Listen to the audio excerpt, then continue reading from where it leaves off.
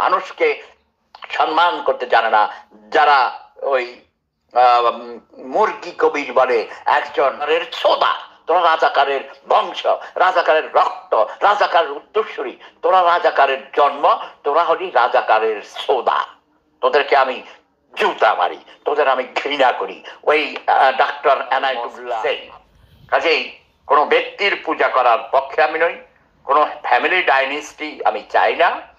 আমি চাই গণতান্ত্রিক পদ্ধতিতে যোগ্য ব্যক্তি ক্ষমতায় আসুক, এবং শেখ হাসিনার ক্ষমতায় থাকার বেশি দিন মোটেই কখনো প্রয়োজন ছিল না, কারণ সে হলো সিক, মেন্টালি সিক। তার মা বাবা, ভাই বোন, আত্মীয় স্বজনকে হত্যা করা হয়েছে। এই অবস্থায় সে কখনো কোনো মানুষ স্বাভাবিক থাকতে পারে না। সে প্রতিহিংসার রাজনীতি করে, সে তার বিরোধী দলকে পঙ্গু করে দিয়েছে। গণতন্ত্র, মানুষের কোনো গণতান্ত্রিক অধিকার নেই।